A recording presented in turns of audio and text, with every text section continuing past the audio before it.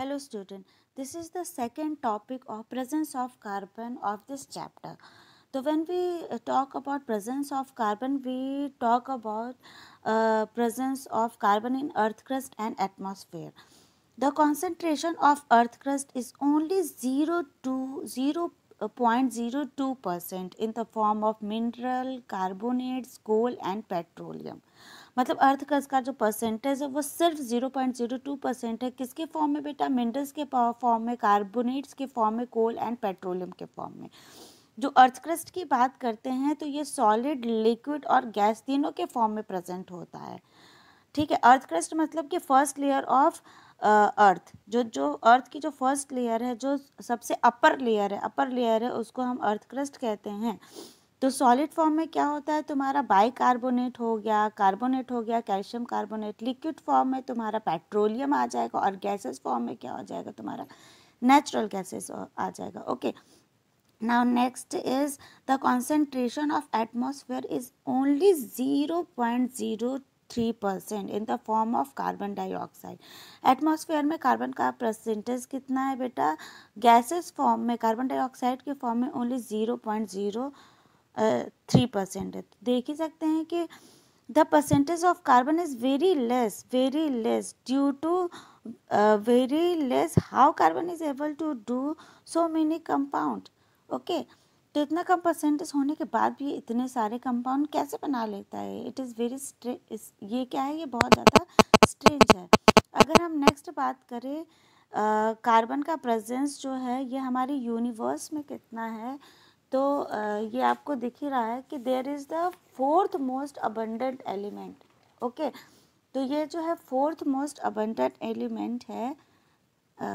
Fourth most abundant जो है element है कार्बन। किसके बाद बेटा? सबसे पहले आपका हाइड्रोजन आता है, देन हीलियम आता है, हीलियम के बाद आता है देन ऑक्सीजन, और ऑक्सीजन के बाद कार्बन।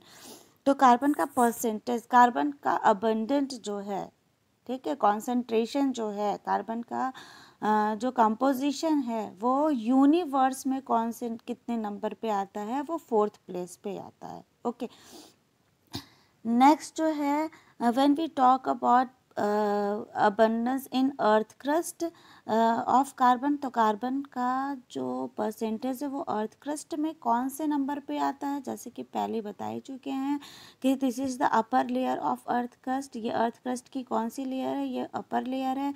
देन ये मिडिल लेयर है जिसको हम मेंटल कहते हैं, एंड ये सबसे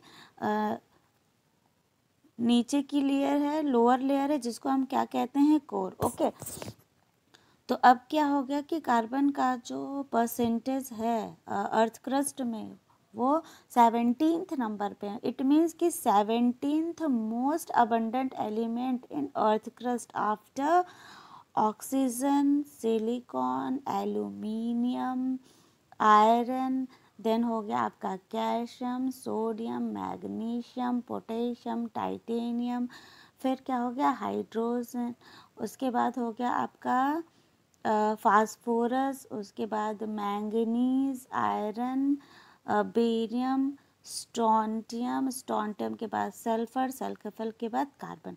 तो कार्बन क्या है बेटा? अर्थ क्रस्ट में 17 नंबर पे आता है एज अ कंपाउंड के फॉर्म में। ओके, नेक्स्ट इज, अगर हम कार्बन का परसेंटेज जो है हम बॉडी में करें तो second most abundant element in human body, the percentage of carbon in human body क्या है बेटा? वो सेकेंड नंबर पे है। ठीक है, एंड फर्स्ट नंबर पे क्या है तुम्हारा? Oxygen. Oxygen, then carbon, then hydrogen, then nitrogen, calcium, phosphorus and potassium. ठीक है, तो ये हो जाएगा तुम्हारा अबंडेंस। तो ऑक्सीजन का परसेंटेज कितना है? There is only 60% in our human body and percentage of carbon in 18 in our human body. तो ह्यूमन बॉडी में आपका कितना परसेंट है? 18%। कार्बन जो है कौन से फॉर्म में पाया जाता है? तो कार्बन जो है एक और फॉर्म में पाया जाता है, ये allotropes of carbon. Allotrope of carbon, it means what? This is the purest form of carbon. ये कार्बन का प्योरेस्ट फॉर्म है। And the structure of diamond is the carbon bonded with other 4 carbon atom with covalent bond. तो इसकी वजह से ये क्या होता है, ये सबसे ज़्यादा स्ट्रॉन्गेस्ट बॉन्ड बनाता है, जिसकी वजह से ये क्या है, सबसे हार्डेस्ट कंपाउंड है। कार्बन प्योर है ये कैसे पता चलेगा, क्योंकि जब इसको ऑक्सीजन से बर्न करते तो every carbon burn with oxygen and form carbon dioxide, so that is volatile. ये वोलाटाइल होने की वजह से सारा कार्बन जो है, जब प्योर डायमंड होगा, प्योर डायमंड, ओके, सिंथेसिस नहीं, सिंथेटिक नहीं, प्योर डायमंड जो होगा वो पूरे कार्बन को CO2 में कन्वर्ट कर देगा, और ये क्या हो जाएंगे बेटा, ये एवोपोरेट हो जाएंगे, और आपका रेसिड्यू क्या बचेगा, कुछ भी नहीं बचेगा। तो इससे पता चलेगा कि ये प्योरेस्ट फॉर्म है।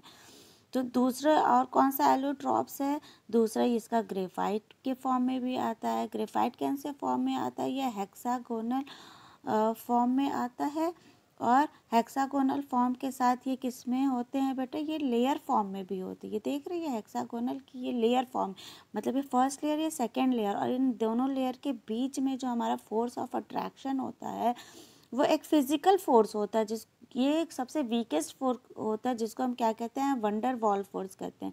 और वंडर वॉल्स वीकेस्ट फोर्स होने की वजह से इसके लेयर्स क्या होते हैं, बहुत एक दूसरे से क्रोल करते हैं, और ये बहुत जल्दी क्या होते हैं, उतरते चले जाते हैं। तो ये भी एक तरह से तुम्हारा आपका नेक्स्ट जो है एलोट्रॉप्स के फॉर्म में है। ओके, तो ये हम देख ही चुके कि जो हमारा कार्बन है, ठीक है, जो हमारा कार्बन है वो उसका प्रेजेंस कितना है, मतलब it means what we have seen that the concentration of carbon is very less, okay, only 0.02 and 0.03% only, but it, in spite of this small amount of carbon available in nature, it is so useful to us। बहुत कम amount होने की के बाद भी ये हमारे लिए क्या है, बहुत यूज़फुल है।